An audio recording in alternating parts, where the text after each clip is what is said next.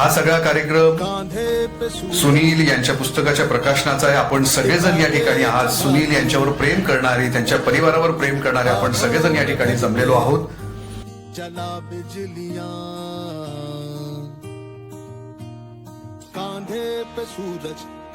अत्यंत प्रतिकूल परिस्थितीमध्ये त्यांनी स्वतःची जेवढी उंची आहे त्याच्यापेक्षा जास्त स्वतःच्या कर्तृत्वाची उंची त्यांनी गाठलेली आहे. की सुनील ही खरं म्हणजे पु ल देशपांडे सांगितलेलं नारायण आहे, त्याची भूमिका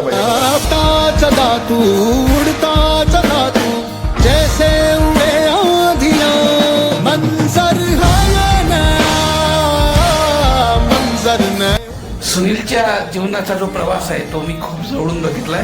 कारण ज्या कॉलेजमध्ये मी फिजिक्स शिकवतो त्या कॉलेजमध्ये सुनील विद्यार्थी होता. सुनीलची फॅकल्टी आर्ट्स होती, मी फिजिक्स शिकवतो, पण तरी सुद्धा आमचा खूप जवळचा संबंध आला. कारण मी राष्ट्रीय सेवा योजनेचा कार्यक्रम अधिकारी म्हणून काम पाहत होतो आणि त्या युनिटमधला सुनील एक स्वयंसेवक होता. म्हणून अभ्यासाच्या 4 भिंतीच्या पलीकडचा सुनील मला खूप जवळून पाहता आला आणि खूप जवळून पारखताही गेला. खरं म्हणजे आम्ही असं म्हणतो शिक्षक म्हणून बोलताना की ज्या वेळेला आमचा एखादा विद्यार्थी आमच्यापेक्षा मोठा होतो त्यावेळेला खऱ्या अर्थानं आम्ही यशस्वी होतो. He is one of the eminent and the scholar personalities in the land of Khandesh. I was working as a guest faculty at Deepstam Foundation at Jalgaon, and he approached me. And the very first day I saw he is a tall image and deeply impressed. He was simple student. His town, Kandari, near Bhusaval, is a very remote place.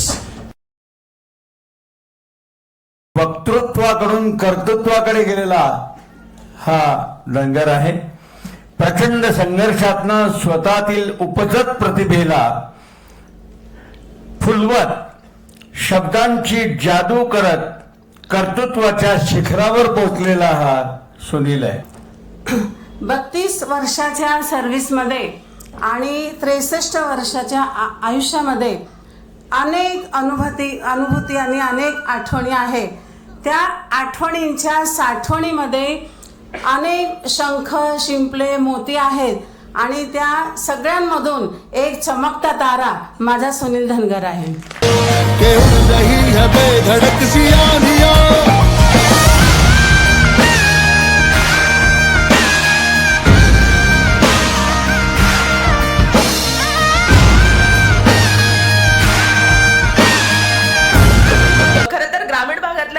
शहरात येतो आणि नुसताच पोटापाण्यासाठी येत नाही तर स्वतःची एक जागा इथे निर्माण करतो, तेही पुण्यासारख्या शहरात.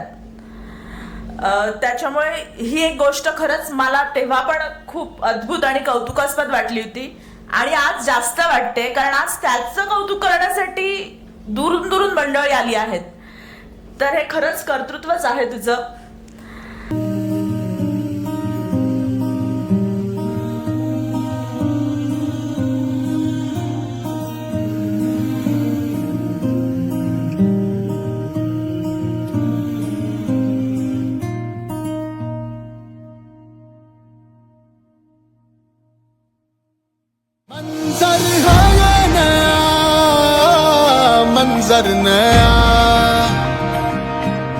मंजर है नया